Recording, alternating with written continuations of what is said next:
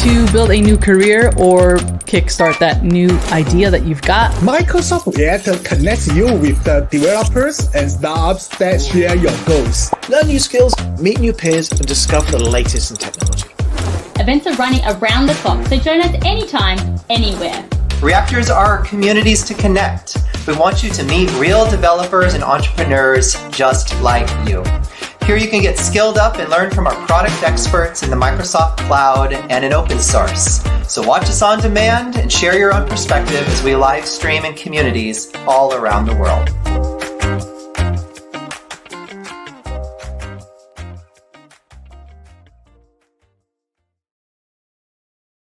Hey, hi. Very good evening to you all. Hope you all are doing well. I am Parth Varu, Event Program Manager for Microsoft Reactor Bangalore. Welcome to our show MVP Connect today. And taking it ahead, whom do we have today? Any guesses? We have Priyesh Wag. Hey, hi Priyesh. How are you? Hi, Path. Doing good. How are you? I'm good. How are you, Priyesh? So, how are you feeling this year, taking it ahead? Great start. My first session for the year is this. Oh, Speaking wow. at Reactor has been a privilege, and I'm more than excited to speak for Reactor first before moving on to more speaking sessions. That's why my topic I'm bringing up today is on a more broader perspective, and I hope you all find value in it. Sure, Priyesh. So before we start, Priyesh, I'll go through our code of conduct to our audience and Yep. to everyone. Please take a moment to read our code of conduct. We are all here to learn together. So please be respectful of other people's views. Understanding of differences, being kind and considerate in the way you all engage. Obviously, we do encourage you all to participate. To ask questions, please drop all your questions in the comment section and Priyesh will take the questions from there. So, Priyesh, the platform is all yours Sure. to begin the Thank session. you. Absolutely. Thanks, Parth. Thank you for that introduction as well. I'm gonna share my screen, everyone, and I have shared it now. I hope you all can see it. Yeah. All right. So let's begin today. I'm bringing up a topic which we can call it thinking sales to billing using Dynamics 365 and Power Platform. Before I move on to also introduce myself, just to brief you about what session this is, what topic is this. This is about services automation firms or basically any industry that have to tackle everything from sales to getting projects, to aligning their resources to work on these projects, to billing, and to also collect revenue from it, right? Everything from sales to billing using Dynamics 365 and Power Platform, since we are in Microsoft Cloud now. So this is my topic for today. In this topic, I'll talk about how we can embark on this journey of transforming your processes all the way from sales to billing under the Microsoft Cloud using different applications like Dynamics 365 Project Operations, Business Central, using Power Platform for Power Automate, Power Apps, etc. Right. So before we actually deep dive into the topic, let me introduce myself first. So my name is Priyesh Wag. I'm from Mumbai. I am a Dynamics 365 solution architect, and I work as a practice lead with my company CloudFronts Technologies in Mumbai. And I've been a business applications MVP since 2020 now. So I also write blogs, and I share them on LinkedIn. I'm not sure if you've ever come across any of my posts, but I make it a point that I keep posting all my learnings out there on my blog, which is d365 demystified.com. And you can see on my screen that's my Twitter handle, and I also have a YouTube channel which I'm looking forward to expand on this year. So that's me, and today I will be walking you through all the way into Dynamics 365 and Power Platform, and how to think, how to approach projects which have to tackle everything from sales to billing, right? So what is sales to billing primarily? So let's take example of professional services firms or any IT firms, which you as developers or senior consultants, practice leads might be working at, and you are implementing Dynamics 365 and Power Platform for your clients. So all they need, from my experience all these years, is customers usually don't have basic systems in place.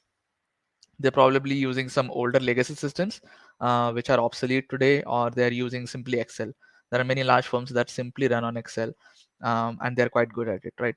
So to help your customers, help your clients on the digital transformation journey, to ensure that they drive their business all the way from sales to winning those deals, to running projects, to generate invoices, to billing, also managing the resources effectively, keeping costs in mind.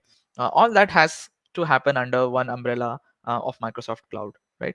So for that, I will today walk through you through some of the major chunks of how all these things come together to give you an end-to-end solution, right?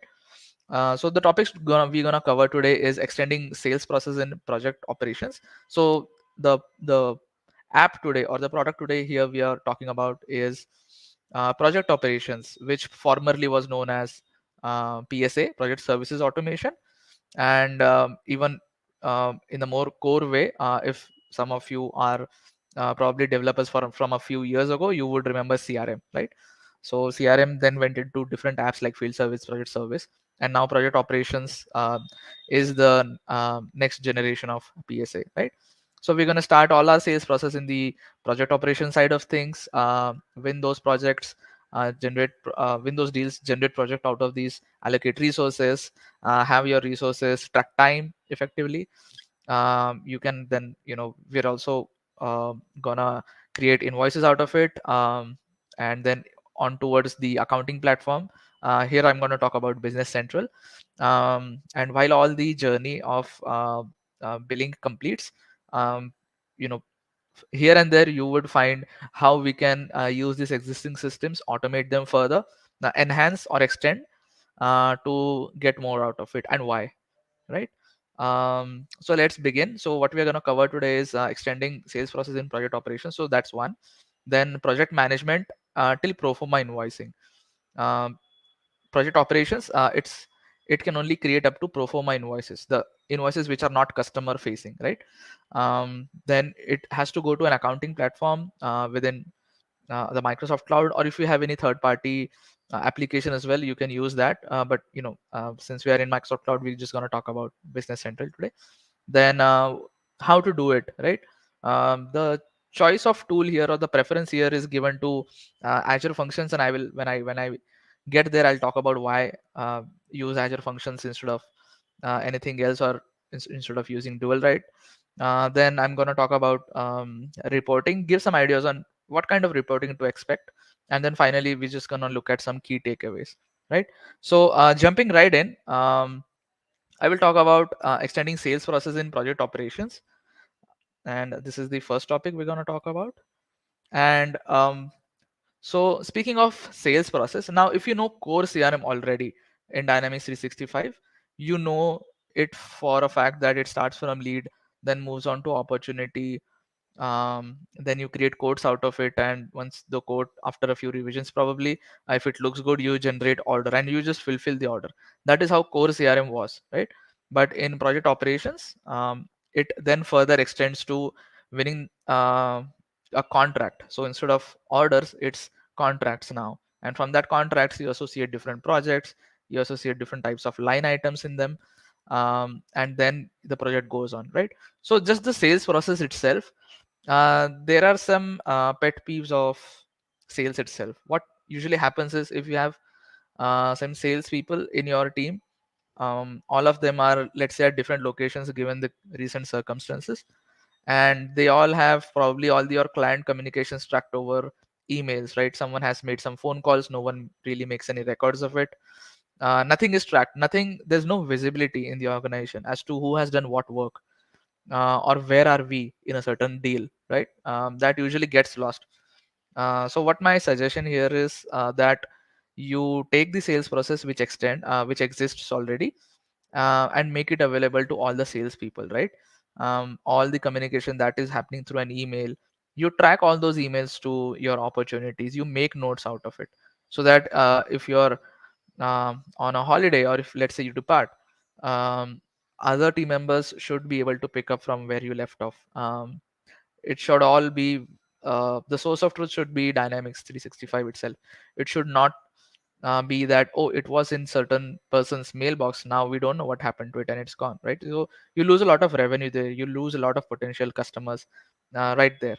So it's important to establish visibility across sales teams. So um, putting your sales people to inculcate a habit to make use of the system in the right way is key. So that's why you can use Power Platform. I'll just speak about that in coming slides, but use Power Platform for that.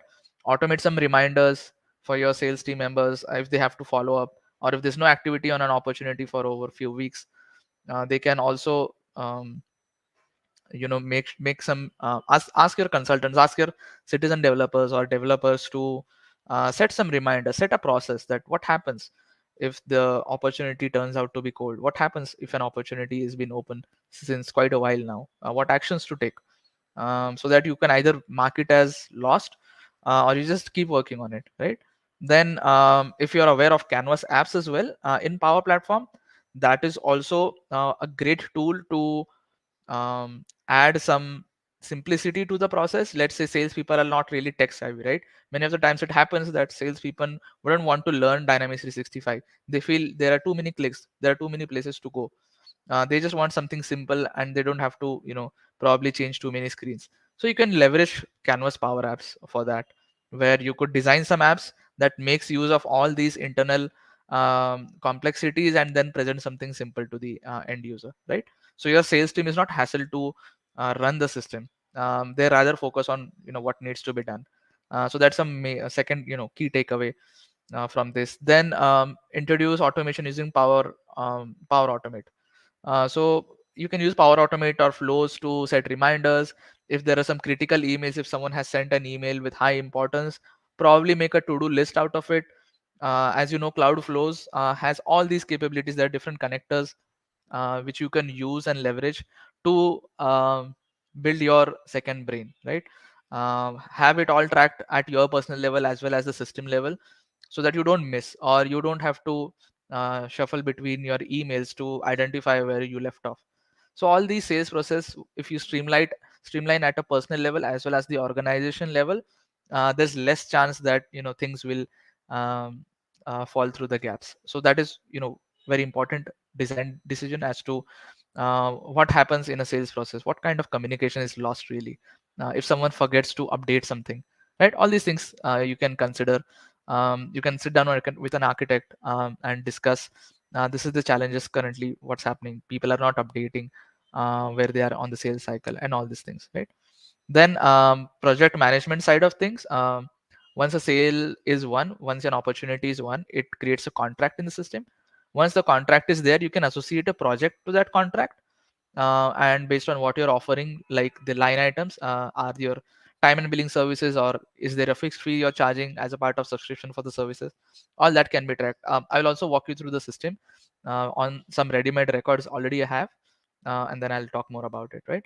And then finally, pro forma invoicing. When your resources make time entries on the projects, all they can do is they just need to enter time correctly, so that you don't miss any revenue, right? If resources are not entering time appropriately, and that time is not being billed to the customer, you're potentially losing a lot of revenue there. That is that has to be handled with utmost care and precision. So that all is entirely your ROI, right? The purpose of using this system, the purpose of this implementation, is that you don't lose revenue in the process, right? Because it very quickly escalates your costs if you lose revenue. So let's further walk into how to leverage sales process. um, I have an example here, just something that if you're in a sales cycle, and if you have identified that you in a quote you need to add a lot of quote lines, so you have to enter each record, identify what the quantity is, what the pricing is, and then there are several other fields as well. Probably you need to go to entities deep as well, right? So probably what you can do here is you can have your developers design a small app for you, which you can embed into your model driven apps, that is within project operations itself, that you could simply make this app and just pop up all the information that needs to be filled right away, so that salespeople don't have to learn a lot of things of going into all these entities and trying to figure out what they have to really enter, and then try to overrun or overlook certain things which they don't need. They might also lose putting some data in there, so that shouldn't happen, right? So you could design an app that picks all the complexities from the backend and brings it to just one single page, right? So that's where the power of Canvas app really shows that now for the salespeople, it's easy to just enter what they need and move on with it. So this is a good example. This is just an example that can give you a lot of idea, which you can identify in your scenario and probably develop a small Canvas app for yourself as well. Behind the scenes, this probably gets stored into 3 to 4 tables easily, right? But you can all just make it as a one user interface where salespeople just enter data and move on with it, simplifying their sales process, minimizing those clicks that they have to do. So this is one example. Then second example is yeah, you define all the tasks which you have to offer, and again, all this data can sit inside Dynamics 365. You can have some custom tables if there's any kind of information you want to capture. Probably you also want to capture what are the current needs, what are the challenges, and what are the requirements in a summary in your sales process. You can also capture that information. And within Dynamics 365 also, you can leverage Word templates to generate templates from ready-mode information from Dynamics 365, right? So the next example is, once let's say you have all this information put in there, you can have your custom ribbon buttons like these, like generate proposal, right? What this will do is using Power Automate, you can pick the Word templates that are designed in Dynamics 365, pick the record which you are working on, that is this quote in this example, and just like you have your company letterhead, you can populate all your sales quotation automatically. Now since this also uses Dynamics 365, it also uses SharePoint in the backend. You have the ability to connect to SharePoint Online using Power Automate, using flows. You can create these documents independently and attach it to the opportunity itself, right? So all the salespeople have to do is not extract this information, fill in a document, and then upload it to SharePoint manually. They can just click a button. The Power Automate can pick the information from the record, populate it in the Word template, create a library behind this Dynamics 365 record, dump the document there, and it will show up here, right? So all this process should be automated. You can just identify all these things which salespeople have to do manually, and you can automate that using Power Automate and Canvas app, right?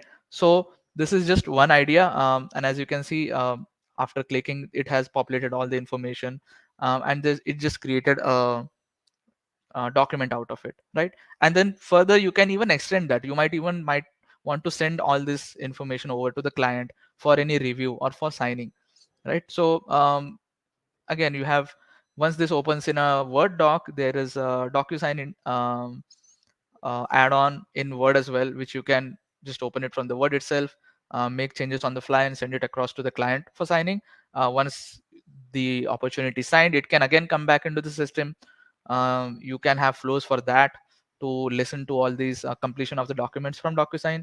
Again, pick this same library, add the signed document as a PDF here, and automatically close the opportunity as well, right? So you have automated a lot of manual things.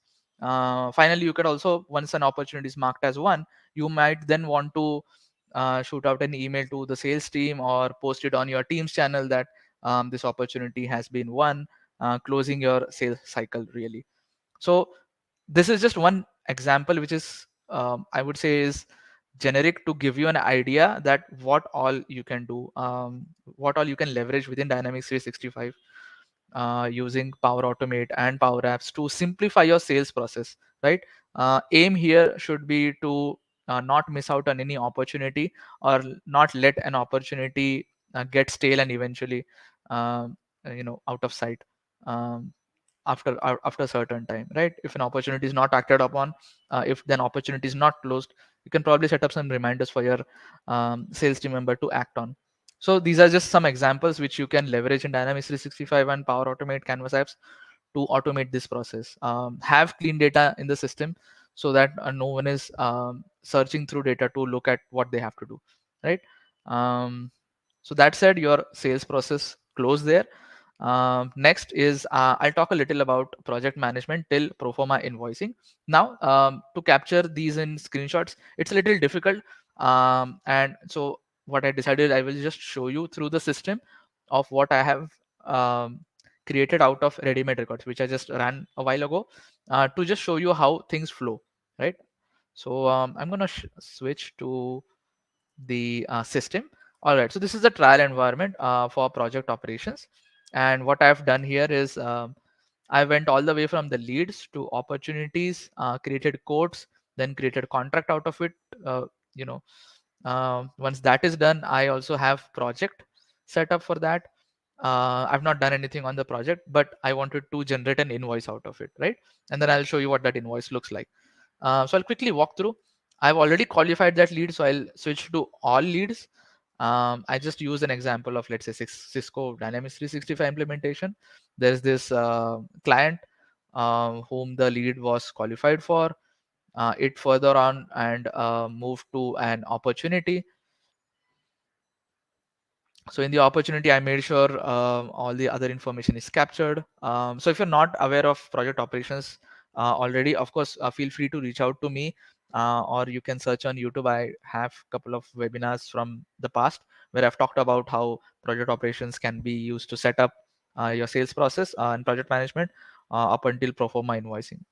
So again, not jumping too much into project operations. All I'm saying here is once your opportunity is set, your organization unit and everything is set, you might not want to populate any opportunity lines right away, but probably you can have one or two lines like what kind of services are you offering. Even if you don't do it here, that's fine.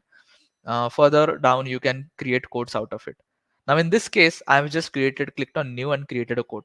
This all can be automated. So if you think that every time you have to create a code once you create an opportunity, you can probably just automate that, right? So let me open the code here. And since I've already won that quote, it is in the status of 1. But before winning the quote, I had added what kind of services this project has to offer. So I just have one line item of a fixed price um, of $500,000, and what I'm doing is just offering implementation services, right? In your case, it could be different line items. It could be all the way from requirement gathering to development to documentation, testing, UAT, all these things, right? But it depends what kind of services you want to offer. Probably you want to offer an implementation plus a support contract at a flat fee. So that is possible as well. So you can define, there are two types of lines you can put. One is the fixed price where you charge a fixed fee, or time and material, so which takes your resources time entries and then adds those to the invoices for billing, right? So for this example, I've kept it at fixed fee, and then I've just marked the quote as 1, right? And over time, as and when you want to generate invoices, you can open up the quote line, and in quote line you will find an invoice schedule. So based on when your billing should start and when your billing should end, you can set up a billing frequency really, and then generate periodic milestones, right? Once your periodic milestones are set, it will generate when your invoices are supposed to be generated, right? I did that further down on the contract side of things. So let me go to the contract. um, I can go from here. Yeah, so this is my contract. Again, I'll again go to the contract line, because all that trickles down all the way from opportunity to code to contract line. Ideally, you should have all this in the code stage, but if you still don't, that is okay. You can even have it at a later stage. So once an order is generated, I will look at the schedule, and here my schedule is set. What I did, in order to create my first invoice, I marked one of the invoice schedules as ready to invoice. So whenever an invoice is created, it will consider this line because it was due on a certain date, and then add it to the invoice. So because I created one invoice already, my ready to invoice invoice schedule record is now changed to customer invoice created, right? And if I look at what invoice it is, so looking at this schedule, I have just ready I just made one line ready, that is $100,000, right? So whenever I generated my invoice, my invoices should be here. No. Yeah. So when I generated my invoice, it picked that line item which I had prepared to be added, and hence the total amount is this. Now this is where your project operations journey ends. In between there is project management, which I'll just talk about in a moment.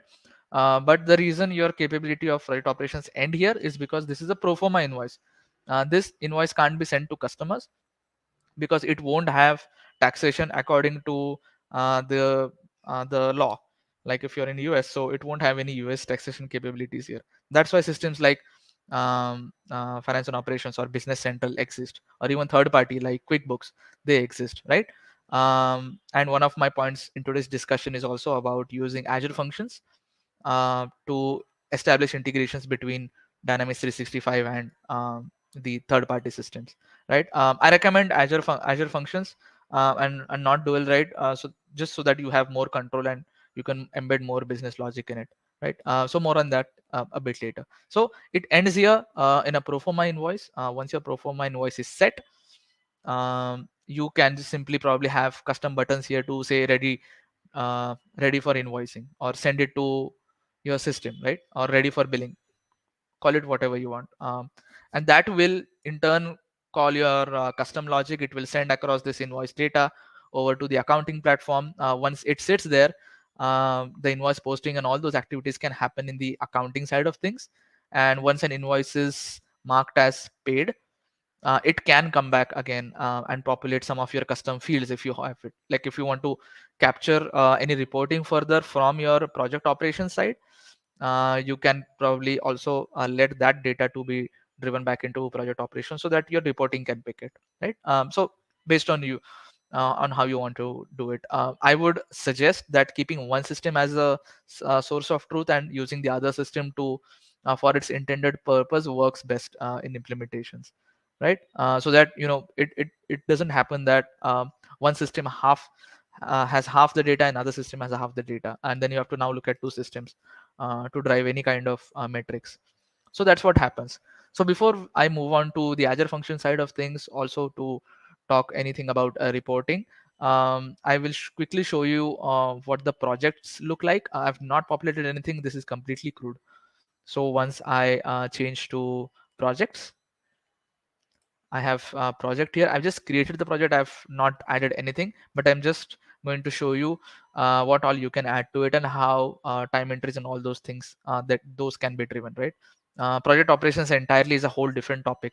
It would need up to a minimum 2 sessions to just talk about everything that project operations can do at a minimum. So, so this is a project. You have all your details on the project. When is it supposed to start? All the cost details, all the estimations, what all they add up to, and everything all can be here. If you look at the tasks, once your project is created, if you have the project plan ready, this opens up a project for the web. Um, Once you can then add your plan to the project for the web, which is embedded here, like requirements gathering, design documentation, development could have. Then you can assign different resources onto these tasks, right? um, yeah, so there's a way to enable this separately. I'll share links on this on how you can enable this, right? So once your project plan is ready, you can also um, add your team members on who is supposed to work on this project, what roles should they have, and just to get to here, there are other configurations that need to happen before this, which is setting up your cost price lists, setting up your sales price list, and all that stuff, right? So once your project is set here at a bare minimum, then whoever is the resource manager, they can use the schedule board to schedule different resources. Let's say there are two developers and a solution architect on this project, right? So you can use schedule board. It's a great tool to see how their weeks, months, and days look like, and you can then select resources and book them on those projects, right? Why do this? The purpose to do this is so that day-to-day basis and on a weekly cycle, the resources can enter their time in their timesheets, right? Timesheet is a critical part of any business. So once you allocate here based on all your resources, Um, you can look at what projects you have available. You can select those. Then you can select a certain resource. I'll change this to um, day view. Yeah. Um, and then like whoever this resource, right? You can distribute equally. Mm, so something like this. So you can allocate your resources once resources are allocated, and when these resources work on projects, they can go into time entries. They can look at the schedule board first of what they are supposed to work on today, and then they can look at the time entries referring to the schedule board, and then they can make their time entries, right? Another way to also do it is they can pull time entries from the schedule board. That is just one way of doing things. So this is how you book, right? I just picked a random example of how you can book resources. Once these resources are booked, every day they can come in, they can see what they have to work on, and then go ahead and make time entries, right? They have to make time entries daily, so that you don't have to, at the end of the week, you don't have to remember what you did, and then miss out on something or ask the resource manager to remove the time entry entirely. So make time entries daily, so that you are showing what revenue you're going to bring to the table, right? Having once the time entries are in here, if your project is of type time and material, as I just spoke a while ago, you can you can then go into the project, see what all time entries are supposed to be approved, and then they get added to the invoices, to the pro forma invoice, and then they further can be sent to your accounting platform, right? So here are different roles like project managers, resource managers, resources themselves have to um, come and act together in order to ensure that everything is registered well in the system, so that your ROI is high. The reason for adding all this kind of other implementation like Power Automate and Power Apps is to streamline this process, is to not be overwhelmed, but to let that system help you out, to not miss on your duties, and so on. These things can happen. They can enter time. Once the time entries are done, they can go to the invoice, right? So um, then once the invoice is here, it can go to the accounting platform. Now I'm not showing business central here, but I will talk about what the implementation should look like, or how to, on a on a high level, how to look at your implementation, right? So that was project management till proforma invoicing. Dynamics 365 customer engagement apps, or CE or CRM, it ends here, right? Once you click on submit this invoice or send this invoice, what should happen is it should go over to the accounting platform. So I'll just revise what we just talked about. One is we talked about tasks, we talked about allocations, we talked about how you want to plan your projects, how users have to make time entries. Then the billing team or the project management team, they have to approve all these time entries.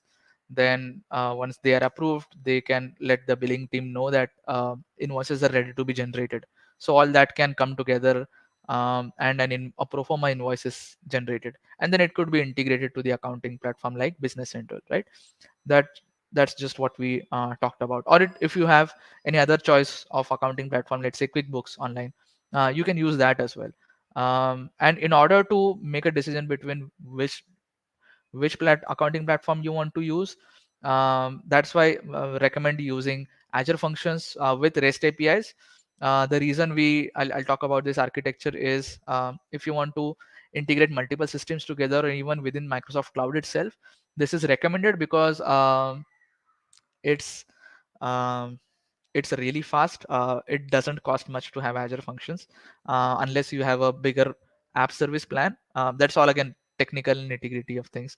But overall, what happens is, let's say your project operations is your single source of truth, right?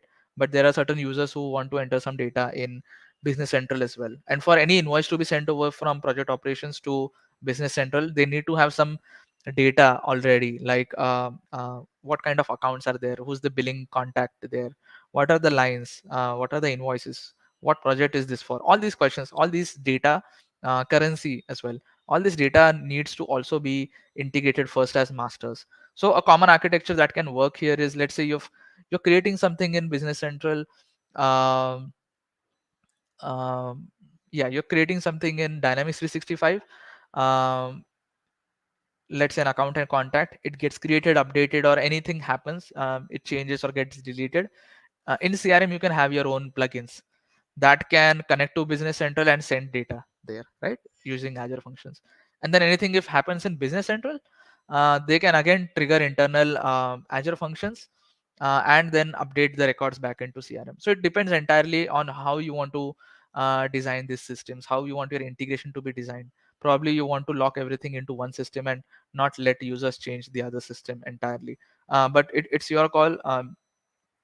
You need to identify what scenario works best for you, and implement this integration. The reason to use Azure function is because today all the any other third party applications also, if you have to integrate, they all are implementing REST API. Most of these implementations are through RESTful APIs, right? In any product or any service, you can go to the API documentation and you will most commonly find REST APIs which you can connect using OAuth 2 or so, right? So this is one of the standard practice in quite a few years now, and it has become a norm. So your development team can probably learn the same thing and help each other build applications faster. So this is the choice of integration which you can connect two platforms together, right? Then I'm also going to talk a little bit about reporting. So this is just one example. Let's say you have team.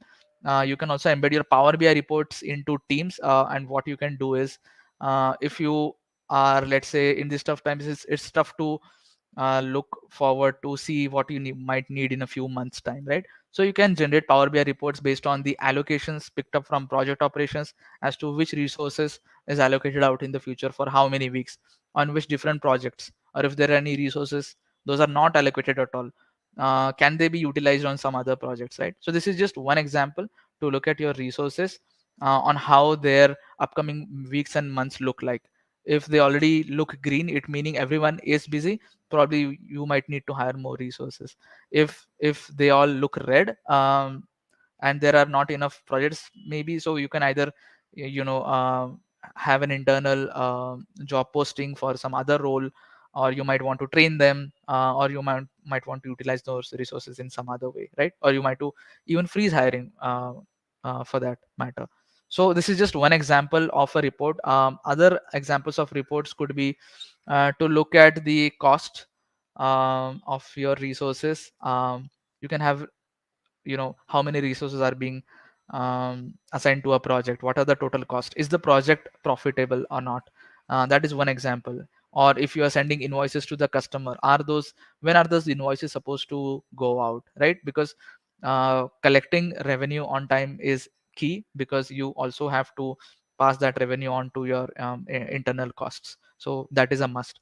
Then there are other reports, is if someone is not making time entries correctly, you could also have a report to match the allocation with the time entries, and then have a resource manager reach out to the resource and ask them to correct their time entries, so that no one goes on a holiday without making their time entries, right? That is, you are supposed to send out invoices in a few days, but then your resource is out on PTO for quite a while, and they have no way they can log into system or make time entries.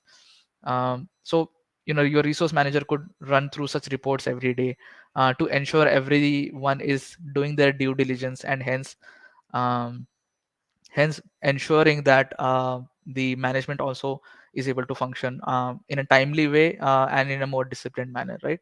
The purpose of all this exercise is to ensure that your return on investment on these systems, right? If you're just implementing a project management tool, but there's no way people are deriving any benefit out of it or true value out of it, then it's probably just you're just paying for the licensing, really. You're not making the system work for you. So the whole entire goal of this architecting this end-to-end solution is to look at the solution holistically, and to ensure wherever there are loopholes, or wherever there is gap, or whatever there is you need to improve efficiency on, you can. And it all depends on you consultants and developers and business end users. So that covers the entire scenario, from sales to billing, why sales to billing matters, and why it should be taken seriously and how you can do it. And there's just what I just talked about is still a very general idea.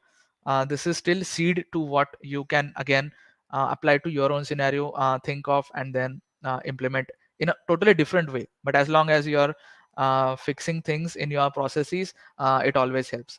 So just let's talk about what are the key takeaways from this session is, as consultants, as citizen developers, or even as business decision makers, implementation should be scalable. Let's say you implemented something today, but it's not working well probably, or down the line you might want to change it or add to it.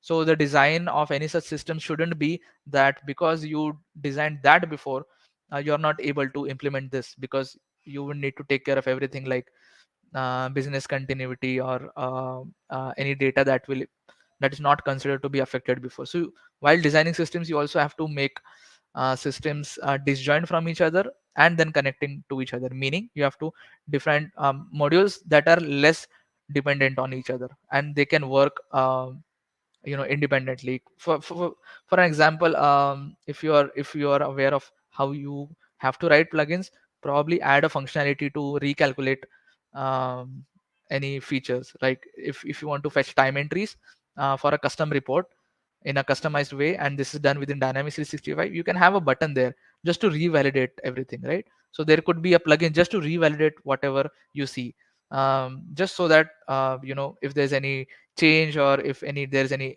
delete or update that's happening, that is considered, right? Because you might have some implementations from many months ago or many years ago that no one now today knows of, but uh, and you are adding something to it, so you can probably just have more features to validate all the data, and then present a report and saying this is missing and this calculation doesn't fit in, something like that, right? Ensure implementation has ROI. I just spoke at length about ROI throughout this session today. That is, ensure that your time is properly captured, and hence your actual time is correctly utilized, right? Make sure whatever project uh, your revenue you're supposed to make from that project, that is ensured. Any kind of missed revenue is, it's again, it's a loss for the business, right? If anyone is not entering time, if anyone is not billing on time, and if the billing team is probably not reaching out to get paid on time, is again, the revenue recognition there falls behind, and then the firm has to take a hit. And then efficiency. Everyone's time should not be spent clicking around systems trying to identify uh, how do I make this work, or I need to now learn probably a new system to just to get my work done, right? So probably you could design your systems around the fact that it helps the user get things done. So if it brings efficiency to their day-to-day processes, it helps them, right? So that's how you're putting your system to good use. So that's one way to look at it. Streamline processes all the way, and visibility to tackle team movement, right? One of the most common scenarios that happened is when older team members they depart, and if there are new team members, there is no proper knowledge transfer, or no one has tracked any kind of documentation on things, or if the person who left, or if someone is on PTO, their mailbox has all the critical information and the system doesn't. So that's where the gap is. That's where usually things fall through, and all the critical potential customers, or uh, project decisions, or even important milestones in the project, that gets missed out. And then we are then disturbing each other on teams, asking about, hey, what happened about this? So probably you can identify in your manual processes what you need to do from time to time and get that done. Implement system that solves this problem. Like if you want to send reminders, you can do that. If you want to ensure that all documentation is in place, ask your team members to do that. So you have to ensure that there is visibility. If someone is on leave, make sure you are utilizing the notes entity well. Or if there's some important change on the opportunity, let the other sales team members know. If there's a change in the project, notify it through Teams, something like that. If you're falling behind on marking a task as closed, have some reminders for that. So all these things, you can identify what your manual processes are today and how you can automate them using Dynamics 365 and Power Platform. So I hope my session today does give an insight of how to rethink about sales to billing implementations in your professional services organizations.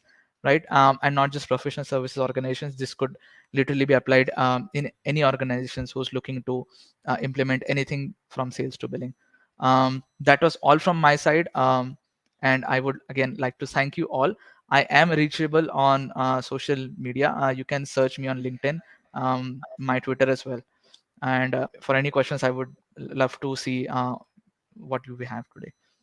Hey Priyesh, thanks Yeah, for the wonderful session. We have thank you, a Parth. question. Sure. So, yeah. So, can you see the question on your screen? So mid between dynamics. Yes. Yes. So billing to university. Yes. So out of the box, there exists dual, right? It's an offering by Microsoft. You can identify integration between finance operations and sales as to what you want to do, right? Or as I said, you can use Azure functions. So in today's cloud systems, be it finance and operations for Dynamics 365 sales, you can all connect that. But since I'm not much of a finance person myself, I, I I can't exactly emphasize on conciliation of accounts. But I do have team members who could answer that for you. So I'll check that. But yes, for any scenario, wherever it says that can any automation be made between Dynamics 365 sales and finance operations, you would need to rethink on how you can do that.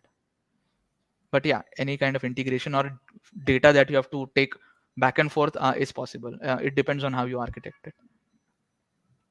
Okay. I hope that answers your question. And going further, so we have a learn module link which can take your learning further. I'm posting the link in the chat section. Yeah.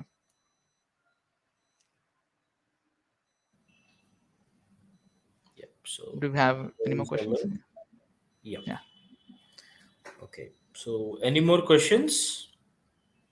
You can post all your questions in a chat section and we'll pick it up from there. Also, I'll probably stop sharing and also share links. Okay. Yeah.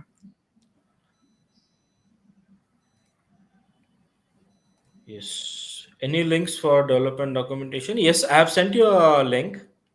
So here is the link. So it will take your learning further.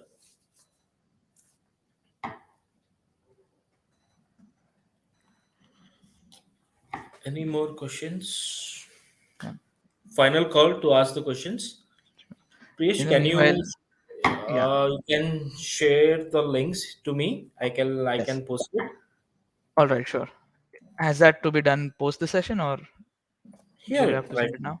now? Okay. Fine. Sure. All right. Can you see a tab there? Yeah. I just sent you a chat Um, there. You can yes. share it there. Yeah.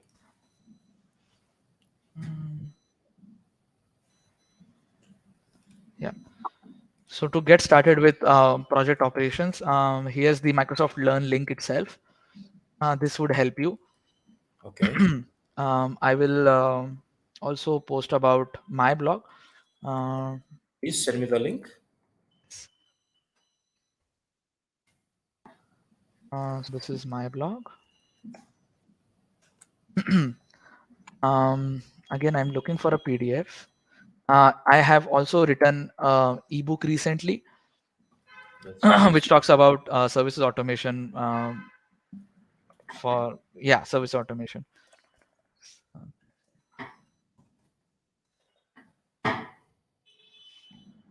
Mm, Okay. yes, this is on the company website. There was a campaign running on LinkedIn. Okay. But this again, um, dives deeper into the idea of services automation here. And I'll also share my Twitter, and you can search me on LinkedIn. Okay. So here are like few links we have sent you. So you can reach out to Priyesh if you have all any questions. You can reach him on LinkedIn. You can reach him on Twitter.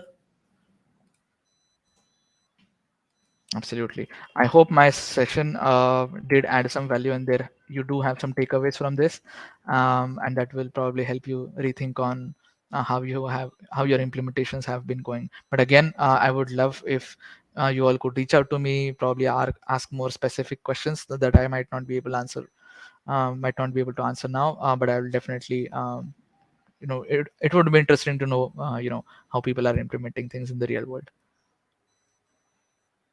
Yep. All So right. I have shared Priya's LinkedIn link as well. So I am also sharing our Reactor LinkedIn group. Please do join our Reactor LinkedIn group to know more about the events, what's happening at Reactor. Yep. Okay. Thank you, Priyesh. Thank you. So Thank you. thank you everyone. Thank you so much. It Have a was nice lovely day. speaking at the Reactor today. Thank you, Path, for hosting me, and thank you everyone, and have a good week ahead. Good week ahead. Oh, tomorrow we have a Republic Day. Happy Yes, Republic Day. tomorrow. Happy Republic Day to all those who have joined from India. I'm not sure if you got a Friday as an extended weekend, but yeah, have a good one. Have a good one. All right.